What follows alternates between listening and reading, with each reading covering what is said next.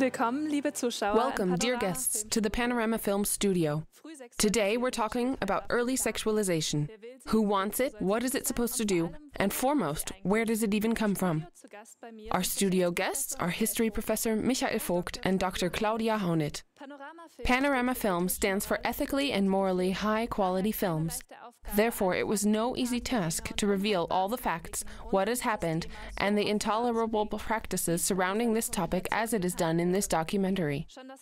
Even simply speaking of various happenings, so says Ivo Sasek, creator and director of this film, borders on immorality.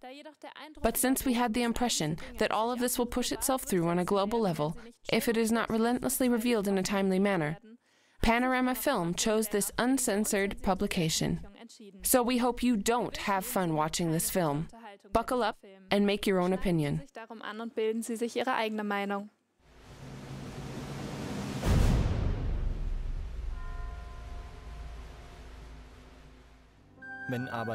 But whoever shall offend one of these little ones which believe in me, it were better for him that a millstone were hanged about his neck, and that he were drowned in the depth of the sea.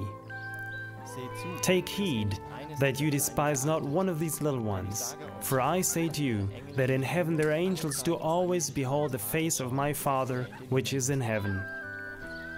For truly I tell you, until heaven and earth disappear, not the smallest letter, not the least stroke of a pen will by any means disappear from the law until everything is accomplished.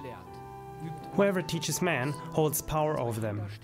Our children stand under an ever-expanding power influenced by educational directors, teachers, and as of late, sexual educators from the outside. What is their source? If you seek, you will find. By the convincing words and deeds of Jesus, a new era had started. Do today's teachers even know what they're doing when they, against all of his holy warnings, sexually educate children from the youngest age and sexually stimulate them, in short, undergo early sexualization? Are the up-and-coming sex experts more competent than Jesus of Nazareth? Were you, dear viewer, ever even told about the global efforts to sexualize our children at the earliest ages? Once again, we're supposed to break a final taboo. Sexual contact with children, with underage persons, is supposed to be legalized and promoted. Our hearts almost stop beating when we read of the newest plans and intentions of the highest acclaimed sex educators. Leading educators like Helmut Kendler teach that the current child protection is, in reality, child hostility. He makes the outrageous claim, sex with children isn't abuse, but it's the child's right. The right of the child to sexual satisfaction. True child protection would be the protection of self-determination sexually. They are obviously camouflaging child abuse as education.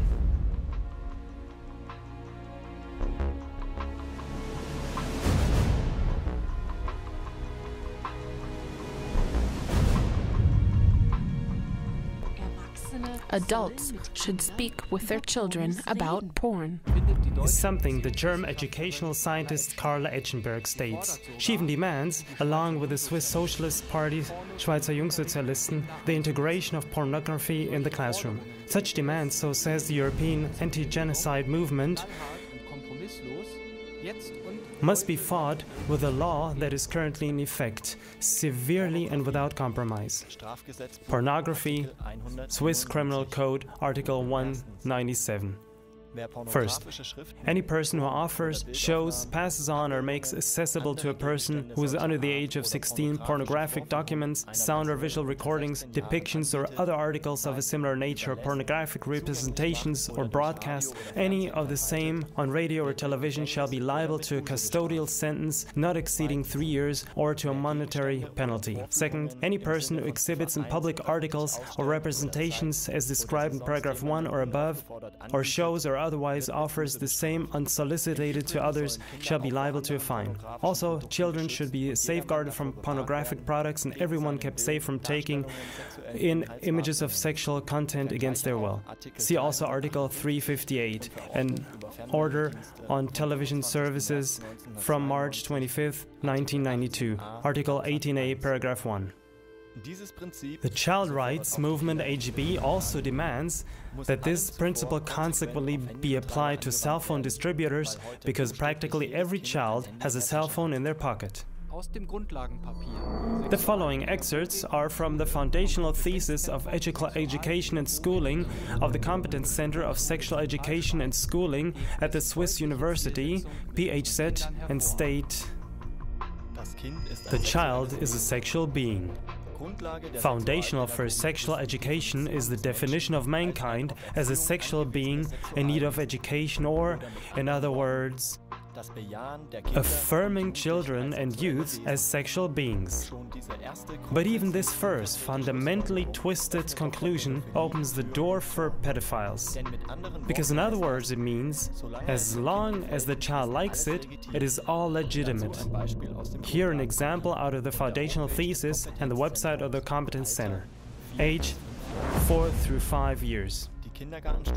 The kindergarten level is depicted as follows: doctor games, lustful self-realization, self-stimulation, that means orgasm-like reactions are of interest, also role-playing games, including families with 2 fathers or 2 mothers, as well as kissing, sexual intercourse, erotic interest in the own parents, open displays of nudity in genital games, experiences first deep friendships and relationships.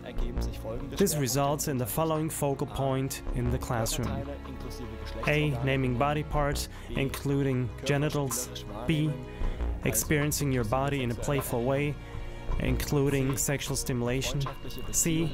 Friendly relationships, setting boundaries, respecting your own privacy and that of others. D. Procreation, how the sexual act is done so that a child is created. And this, dear viewers, with 4 through 5-year-olds. Age 6 through 12 years, activities with same-age peers, devaluation and/or rejection of the opposite sex, gender stereotypical behavior, possibly exaggerated, provocative and/or aggressive behavior towards the opposite sex, breaking taboos, possibly interest and erotic attraction toward the same sex, and when are you old enough to fuck? This results in the following curriculum: sexuality and language, curse words, an interview with such external sex educators currently in schools showed that they give every child, no matter what age, precise information about, for instance, what ass fucking, squirting off, and much worse if the child has heard such terms and not understood them. Procreation, pregnancy and birth, different forms of friendships, relationships and forms of life. This is where they funnel all the newly defined abnormalities into the children as normal, and more importantly, everything that was formerly normal is declared abnormal and illegal. Gender roles, new definitions, for instance, the working mother, the dad at the stove, sexual orientation, everything goes as long as it's fun. The first menstruation, the first ejaculation, HIV, AIDS, sexually transmitted diseases, sexual molestation, violence, masturbation, primarily boys, but also girls, and this as completely normal, important even. Age 12 through 16 years. Social changes, this means the developing independence and breaking away from the parents' household, rising interest in the detailed knowledge of sexual practices, possibly conscious contact with pornography. How many positions are there for sex and which are the best? Does swallowing sperm make you fat? this is where we end our listing for moral reasons. The curriculum is in any case aimed directly at all the utter gossip of children and youth, that lastly, absolutely every vulgarity is in everyone's head. Here is an example from the thesis and the website of the Competence Center. Developmental step, self-stimulation, meaning creating organism-like reactions. Behavior, discovering body regions as a source of new lust feelings.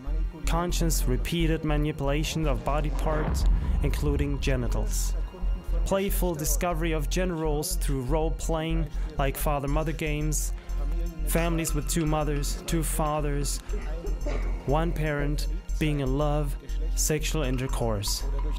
Or through doctor games, also discovering other bodies, satisfying the natural curiosity. At the same time, the Socialist Party Jungsozialisten Juso, which has ties to pedophiles, is working on a position paper which calls for, so says Daniel Walese, a new way of handling the topic of pornography. In this they state 10 to 12-year-olds should already watch porn in sex adolescence. Although this demand initially elicited indignation among school officials, we'll just have to wait and see how long such indignation can withstand steady pressure from the Juso. Even in the name of AIDS information, child rights, or sexual orientation of schools, new curricula are being prepared Europe-wide that make the early sex ed and early sexualization of children mandatory content. Professor Vogt, how did we get to the point of this internationally widespread sexual education ideology? Did it just happen overnight? No, of course not. It was implemented in the USA in 1939 by the most persistent work of the sexologist Alfred C. Kinsey. Alfred Kinsey was, if I remember correctly, repeatedly called the most important sexologist of the 20th century. Do you share the same opinion?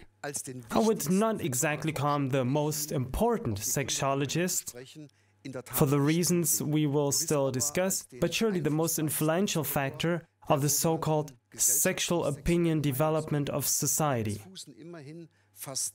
Most all of the neurosexual education programs are based on the work of Kinsey. Dr. Haunit, you are a practicing doctor. Which of the many of Kinsey's teachings would you, from your viewpoint, want to most discuss? With his opinion that anything goes, of course. This so-called modern thinking is one that Kinsey coined for sex and sexuality. In practice, it has been shown that this is an extremely dangerous idea because it has led to innumerable criminal acts, and still does. Kinsey's main work shows that black on white. It concerns the two-volume Kinsey report. Firstly, sexual behavior of the male, and secondly, sexual behavior of the female. With these works, Dr. Sex, as he was called, actually influenced the sexual thinking of almost the whole world. Obviously a man whose words hold power over many nations. A man whose teaching is only now beginning to bear fruit. Kinsey was the father of sexual free thinking.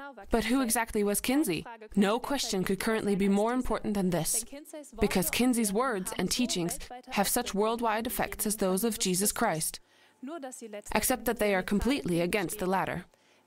So which of the two is more trustworthy? We know the words and works of Jesus Christ, which led to a whole new measure of time.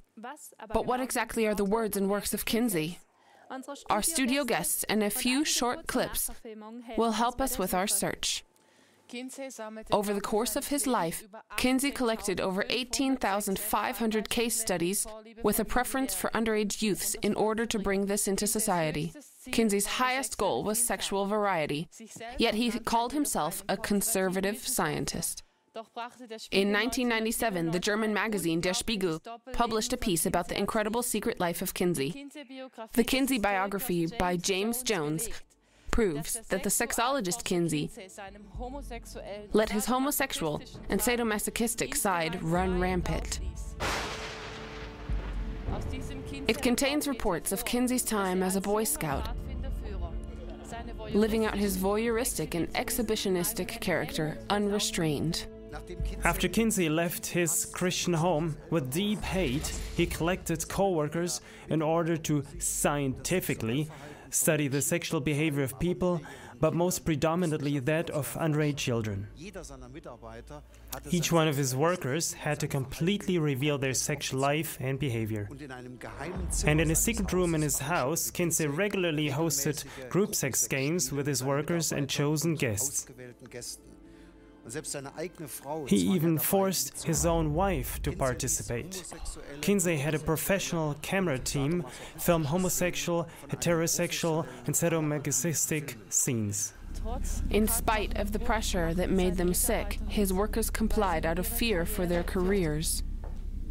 People working for Kinsey were, for instance, Clyde Martin, who had no formal training in statistics.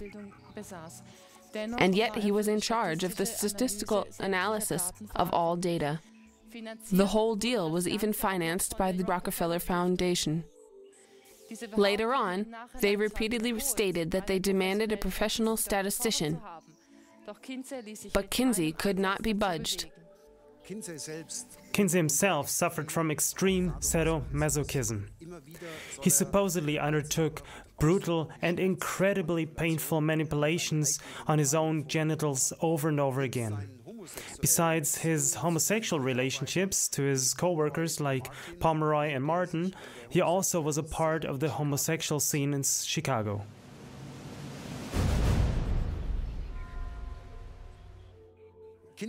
Kinsey created intense questionnaires for his scientific studies.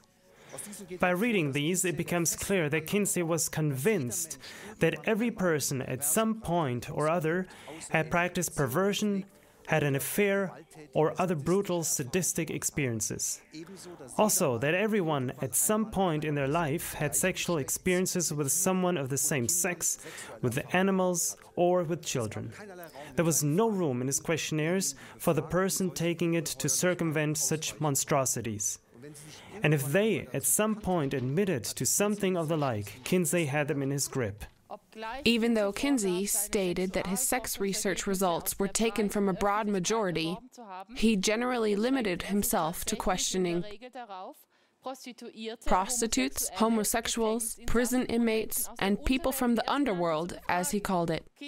Kinsey was therefore a proven statistic cheater.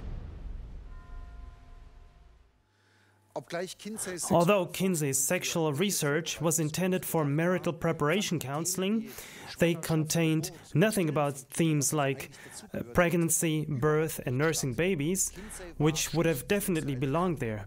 On the bottom line, Kinsey was sexually ill, a man who manipulatively and aggressively abused his professional authority as a teacher. When Kinsey tried in the 40s to make his more than 350 questions about sexual behavior public, he had a very hard time reaching normal people. It was much easier to get data from people living more unconventionally. And this is how it resulted in the deceptive picture that 95% of all Americans were supposedly sexual derelicts. 69% were regular visitors of prostitutes, 37% had homosexual experiences, and 17% of US farmers had supposedly had sex with animals. It was first in 1981 that media expert Dr. Judith Reisman was able to uncover these grave methodical faults in Kinsey's work. What was interesting is the fact that a great part of Kinsey's data stemmed from pedophiles, meaning from criminal child molesters. So they didn't interview the general population, but pedophiles, and yet to this day, Kinsey's work is still the most essential so-called scientific foundation of sexual research worldwide. Even the foundational thesis of sexual education and schooling, which the Swiss Lehrplan 21 builds upon, states under the title Primary School that the description of a phase of childhood in which sexuality is at rest has empirically been proven to be wrong. Empirically means after experimentation. But it's exactly Kinsey's collection of experiments that Lehrplan 21 bases itself on, just like almost all other sex education programs worldwide. The most school officials have no idea what they're basing themselves on.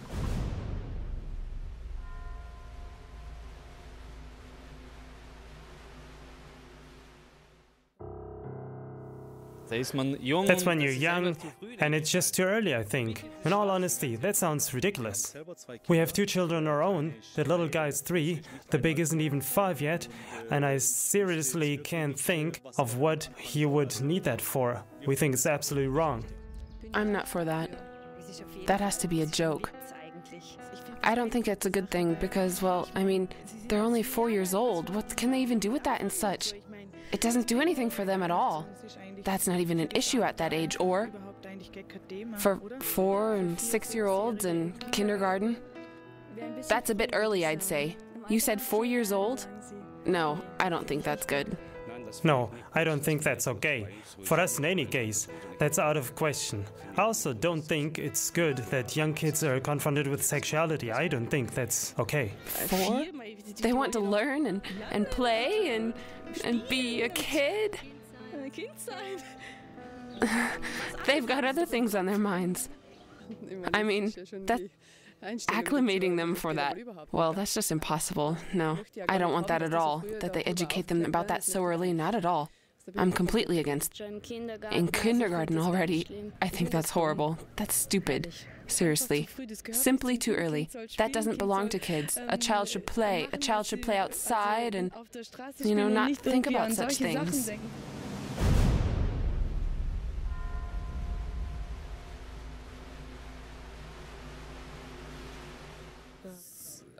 Well, I can't even picture it. That's totally abnormal. It's inhuman. Impossible. Well, that's really bad. There are probably people who use that opportunity to get some. I've never thought of that. That would be the worst thing I could ever imagine. It shocks me to hear that. That sounds pretty weird. In no way is that good. But if I put my kid in kindergarten and knew that, I would be so mad, but I don't know what I'd do. Bad, not good. Excuse me? That's too crass. No, now I think even less of it. To touch a child like that, one that maybe can't even walk yet, that's where I draw the line. That gives me goosebumps. No, I don't think that's good. No, then I'm totally against it. That's total idiocy, such a study. Even if I use my normal everyday mindset for the whole topic, I know it's just stupidity. Ask the parents with kids, they know how children develop. I don't have to motivate a child to sexuality. In Sexual Behavior of the Human Male, Kinsey declares that his book only contains data from 5,300 Caucasian men and boys, although he supposedly held the data from 6,300 male persons. Alan Wallace, one of the USA's most renowned statisticians, analyzed this claim and came to the conclusion that the book only contained 4,120 persons. And it was also missing the exact age, structure, and sexual orientation of the subjects. Over and over, Kinsey claimed to have data representing the US population of the 1940s. But a closer look toward that book, Sexual Behavior of the Male, merely contained data from not representative, in part very suspicious subcultures. Approximately 1,400 criminals from prisons in various US states. Many of them were in for child molestation. Dr. Judith Reisman suspected 630 homosexual men. 200 so-called sexual psychopaths were found. Also 329 criminals sentenced for other various crimes. And also at least 317 male children between the ages of 2 months and 15 years who were abused sexually, although they suspected more. There were 350 students with odd behavior. And last but not least, there was a person group of criminals that Kinsey simply declared to be the underworld. A clear case of lies and propaganda by cheating statistics. When Kinsey was repeatedly criticized for this, he said that this perception was based on the old opinion that criminals were different than the rest of the population.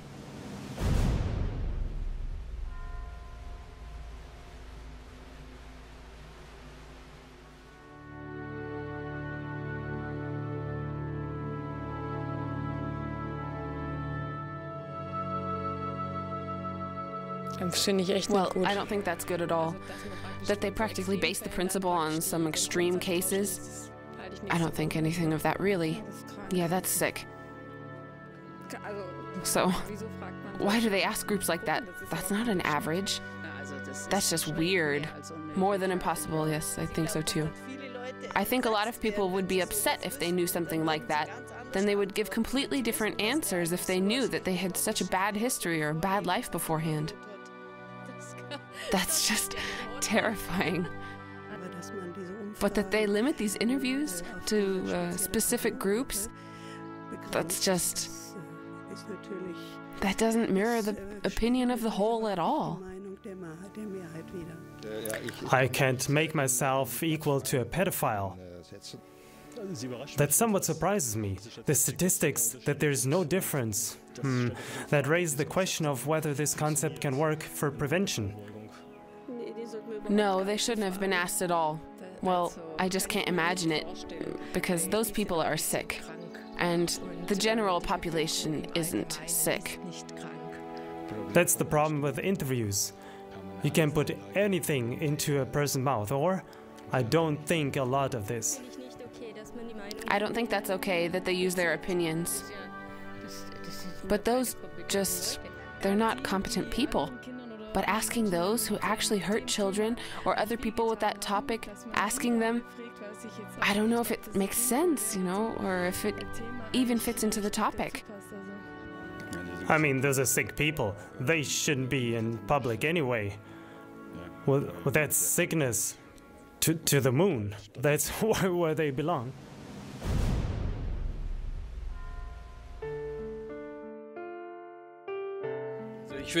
I would definitely make a stand, because that's just not good. It's not just my problem, it's our problem. They're our children. They're the next generation. They're our future. In any case, you have to do something about it. Just sitting around at home watching TV saying, yeah, they'll take care of itself, it will not take care of itself.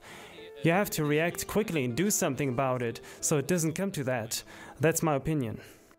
Decline, I suppose. Forbid it. Whoever touches a child like that should legally be punished very highly and as fast as possible. Possibly even sentenced. Like, not out on peril or whatnot, but simply, well, they just have to be taken out of traffic. I think parents have to stand together and defend themselves. That's just not acceptable. It's really horrible. Then I'll just take them out of school for a while. Simple. I won't have that. More information for children. And as a nation, we have to make sure something like that doesn't happen. And of course, we ourselves have to do something about it and make sure that those people don't touch the children sexually or whatever. I just couldn't let that happen. I have a little girl of my own. I wouldn't let that happen. That's not okay. And not listen to their opinions in the first place. I think it's a seriously bad thing. I wouldn't allow my kid to do that.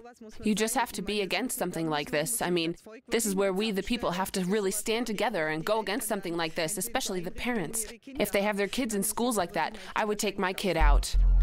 For the things which are done by them in secret, it is a shame even to speak of. When Kinsey's book Sex Offenders was published in 1965, he defended sexual abuse of children with the words, "The repulsion with which society views adults who have had sexual contact with young children negates itself when we study the behavior of other mammals. Sexual activity between adults and immature animals is current and seems to be normal from a biological viewpoint." Did we hear correctly?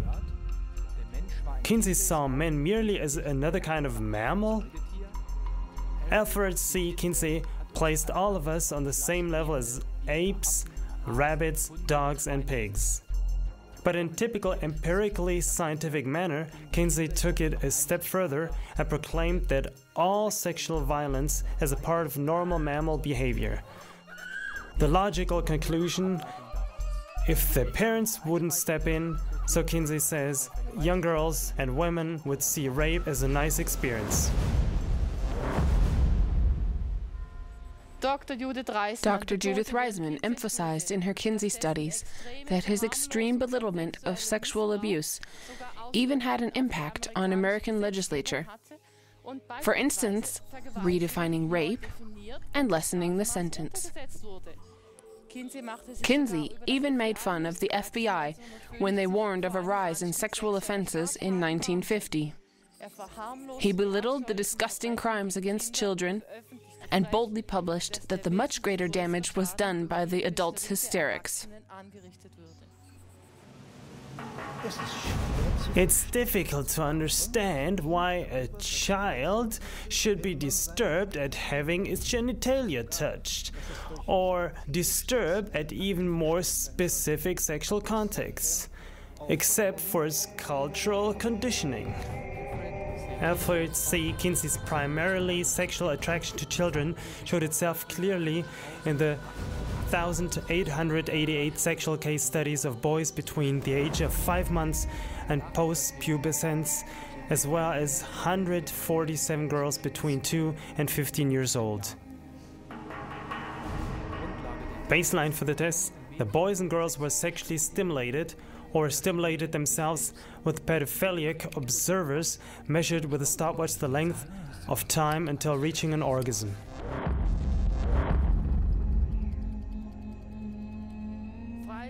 Of course, Kinsey denied having conducted these tests himself, but this claim releases him from guilt about as much as someone who doesn't exactly murder, but sends a hitman to do the job. A BBC documentary from August 10, 1998, inspected Kinsey's case. The report of an older lady, merely called Esther, was very persuasive. I was just a young girl. Kinsey came to my parents' house.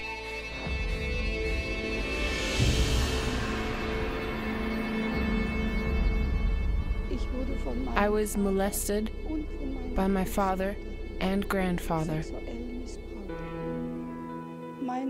My sexual behavior was timed with a stopwatch and filmed. They sent it all to Kinsey.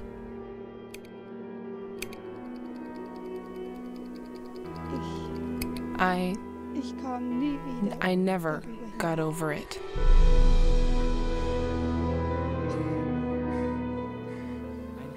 A team member, Paul Gebhardt, admitted in an interview in 1992 that the Kinsey team recruited pedophiles for getting scientific data on supposedly normal child sex. He stated, "We asked them, meaning the child molesters, to make observations, take notes, and, if possible, to measure the time and report back to us." Judith Reisman's studies show that children were molested over the course of months and years while their tormentors passed the records on to Kinsey as scientific data. Kinsey supposedly received the most data of the sexual behavior of children from Mr. Green, a serial rapist, from whose experience also stems the 6 types of orgasms of infants and young boys. Kinsey is reported to have had connections to all kinds of pedophiliac organizations, as well as to child molesting teachers, pedophiliac fathers and mothers inside and outside the USA. Do you have any more details about that? Oh yes. From 1936 until 1956, Kinsey is proven to have had periodic mail correspondence with Friedrich von Balosek, a pedophiliac religion teacher of the Evangelical Church in Brandenburg, Germany. In 1957, he stood before court in Berlin for charges of child abuse in numerous counts, one of them being his 11-year-old daughter, as well as the possible murder of a 10-year-old girl. The FBI contacted Interpol once they found out that von Balosek had sent detailed data of his sexual encounters with girls and boys between the ages of 9 and 14 to Kinsey over the course of 20 years. But Kinsey refused to hand over the sex diary, under the pretense that he didn't want to harm the good name of the pedophiliac criminals. When the Chief Justice made the accusation that von Balosek abused children in order to impress Kinsey, he retorted, "Kinsey asked me to do it himself." The German paper Die Berliner Morgenpost wrote on May 16, 1957 on page 3, Kinsey should have pressed charges against Balosek. Almost all of today's sex education programs base themselves directly or indirectly on Kinsey. It's time for society to finally say goodbye to Kinsey and his criminal foundation research and turn towards the abused victims instead of the perpetrators driven by their carnal instincts.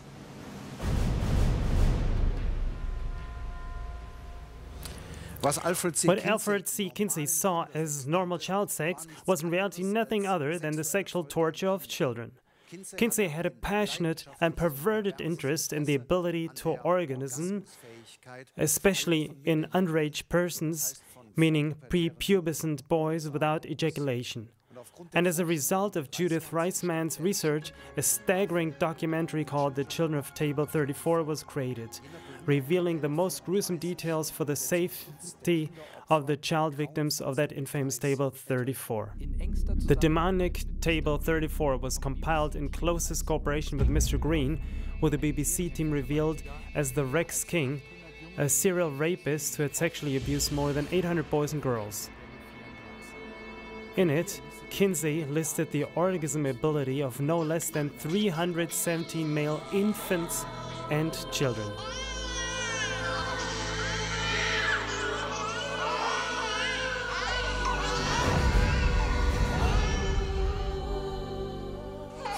"32% of children ages 2 to 12 months, so at least about 270 to 300 infants, are supposed to have climax," so states Kinsey. And the more incredible, Kinsey complained in the same breath that there were scores of pre-adolescent, prepubescent children who did not climax, even under persistent, different and repeated stimulation.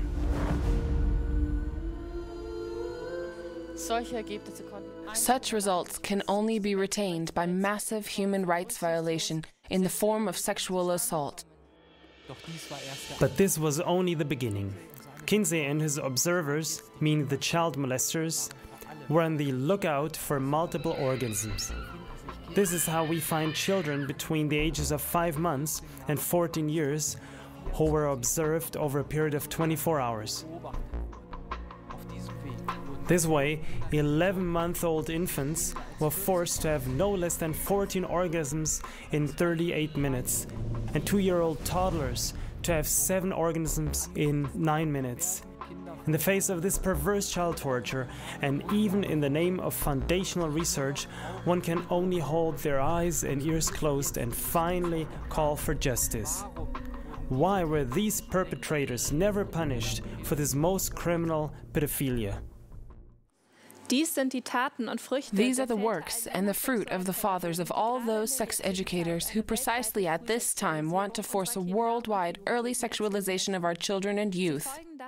They follow in the footsteps of pedophiliac con men of the highest degree.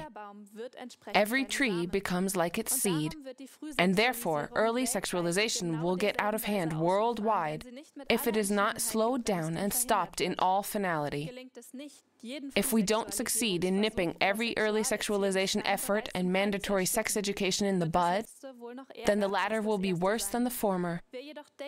But whoever thinks that this dark prognosis is exaggerated must realize that Kinsey and his co-workers weren't in the least content with the results as is, therefore stating, "It is certain that a higher proportion of the boys could have had multiple orgasms if the situation had offered. after forcing a 4-year-old and a 13-year-old to climax 26 times in 24 hours, the Kinsey report states dissatisfied, "Even the youngest males, as young as 5 months in age, are capable of such repeated reactions. Still more might have been possible in the same period of time." Gewesen. A neutral scientific study proved a long time ago that exaggerated sexuality sooner or later leads to dangerous softening of the brain and nerve damage.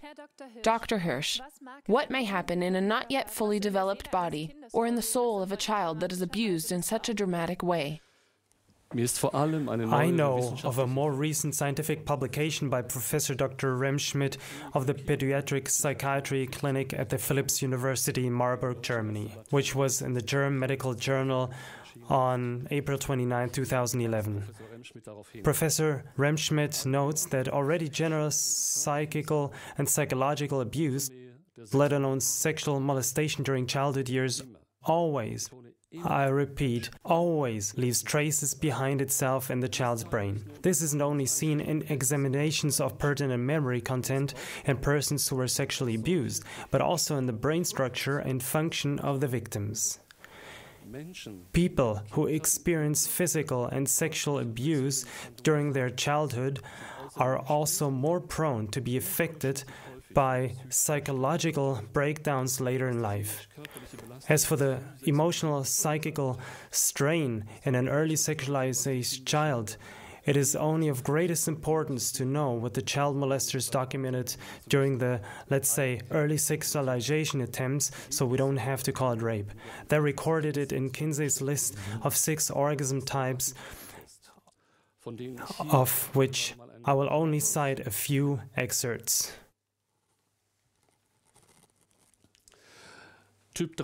Type 3. Extreme tension with violent convulsion, often involving the heaving and jerking of the whole body. The legs often become rigid, muscles of abdomen contracted and hard, shoulders and neck stiff and often bent forward. The breath held and gasping, eyes staring or tightly closed. Type 4. Hands grasping, mouth distorted, sometimes with tongue protruding. The whole body or parts of it spasmodically twitching, sometimes synchronously with throbs of violent jerking. Still more violent convulsions of the whole body. Heavy breathing, groaning, sobbing, or more violent cries, sometimes with an abundance of tears, especially among younger children. Type 5. Culminating in extreme trembling, collapse, loss of color, and sometimes fading of subject. Type 6. Pained or frightened at approach of orgasm. Some males suffer excruciating pain and may scream if movement is continued or the penis is even touched. But whoso shall offend one of these little ones which believes in me, it were better for him that a millstone were hanged about his neck, and that he were drowned in the depth of the sea. It was all pure child torture, and this is exactly what it will come to worldwide if we let early sexualization pass.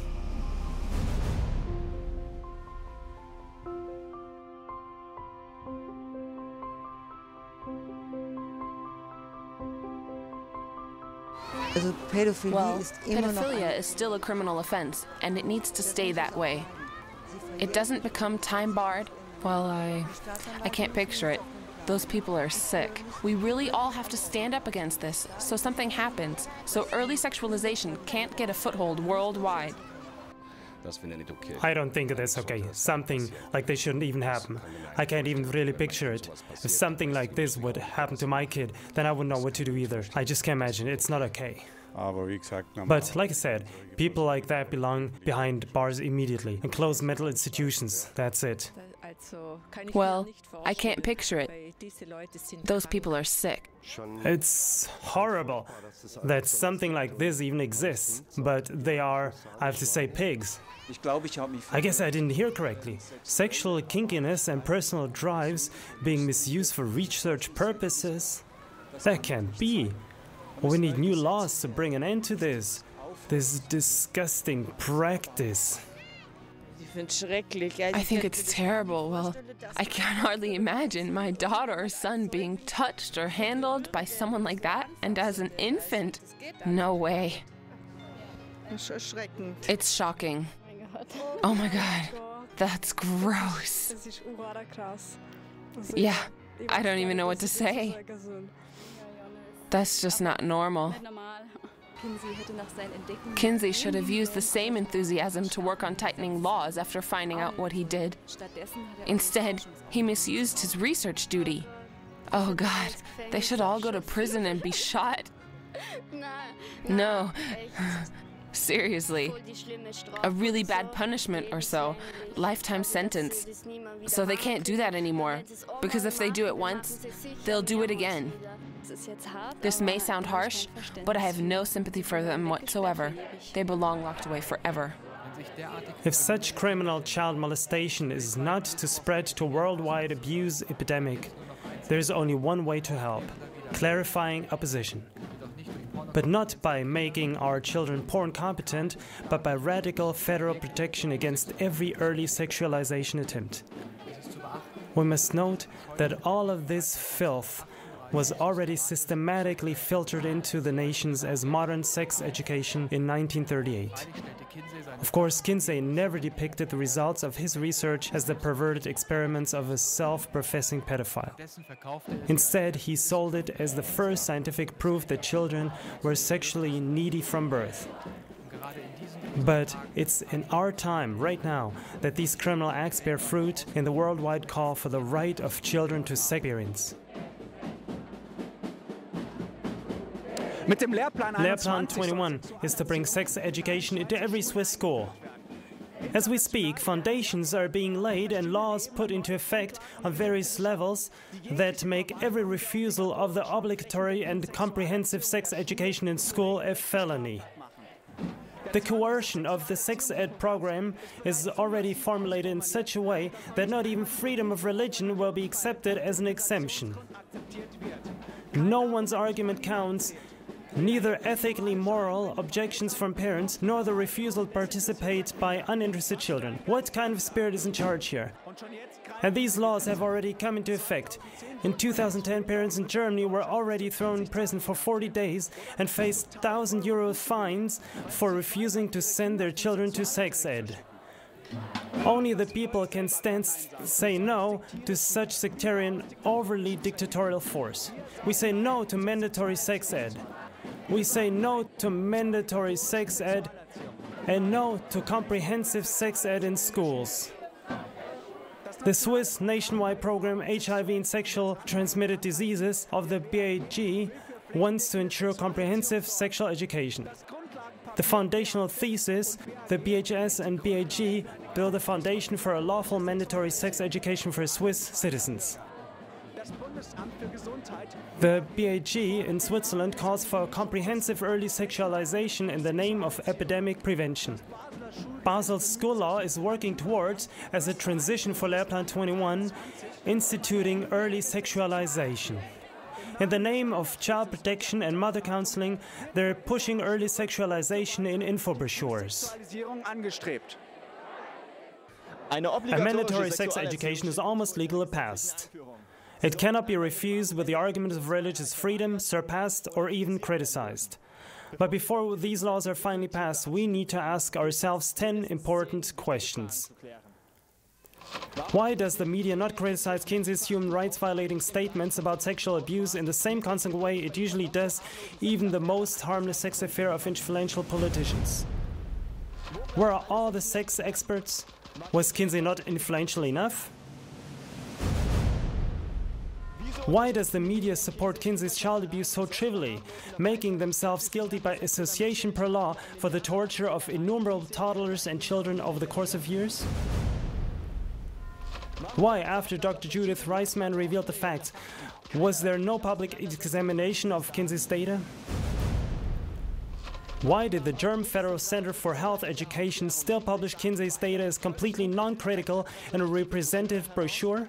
And this, knowing of Reisman's work? Why did the 2005 award-winning Hollywood movie Kinsey, Let's Talk About Sex, make it into German theaters? Which institute presented the award? What was the rating? Why did this film not pass on the previously revealed genuine truth about Kinsey, instead, against better judgment, portraying Kinsey as the man who finally brought the Western world sexual freedom? Is the seemingly incredible true that even leading educational directors, the most influential politicians, and a great portion of the media starting with Hollywood are in the same bed as the sex criminals? Could all the aforementioned person circles withstand thorough investigation for pedophilic acts? Is this a privately organized infiltration of our national representatives? A pointed circumvention of democratic order? Is this all coming from a pseudo-government? The possibility cannot be excluded. For even in the Ukraine, there are constant seminars and conferences being organized for teaching personnel at schools that are being financed by private investors. Who are they exactly? Especially from Sweden. These aren't being held in public or even in schools, but in rented rooms in hotels by, as they appropriately call them, external specialists. Later on, these studies are systematically taken into account to prove how important and essential it is for children to have sexual experiences as early as possible. A speaker for the Orthodox Church made a statement: "They're advancing systematically in order to infiltrate and destroy a nation." If you look a little closer, you see that the drive behind this is a number of gay and lesbian organizations and the like. In Switzerland, it's, among others, the Pink Cross, the Pedophile-Friendly USO, and the Genossen Schweiz. Also the Lesbian Organization Switzerland, the Gay Unification, as well as sorts of unknown pedophiles working underground. In their positional thesis, they call for the radical furthering of what they call the social liberation, such as follows: "The social monikers male and female are to be removed. Sexual orientation and partner terms are to be released of all norms. For instance, relationships with more than 2 participants. Family will not be based on biological relation, but on the social network without norm. For example, a child should also be allowed to have 4 parents." Whoever investigates Kinsey and his kind more closely will realize that their goals lie in the renaissance and return of the heathen rituals, in heterosexual and homosexual prostitution, in pornography among adults, among children, and among each other, and much more.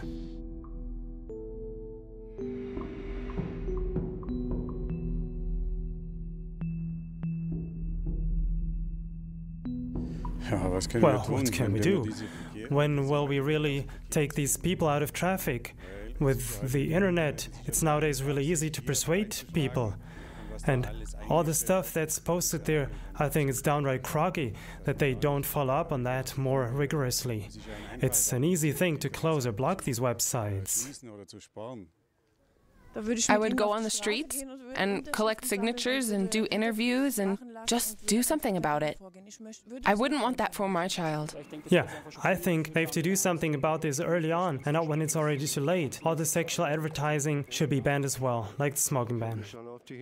I would stand up and make sure that people know what's going on. Use a little more sanity. Such stupidity coming from the USA. It's not always good. You see what happens. And we really have to watch out for the kids. The state doesn't do much about that. They say, okay, have kids, but they don't really help at all, you know? They think it's okay that you have to watch out more for the child molesters and such. Yourself, the people should watch out too. As a dad, I'm already worried that if I send my kid to kindergarten, something will not happen to him. I have to make sure what kind of people even work there, what kind of people there are. The state needs to watch out for that as well. Healthy common sense. The parents have to watch out for their kids. I don't need any studies for that. I don't need anything. Well, first off, we need to enlighten people.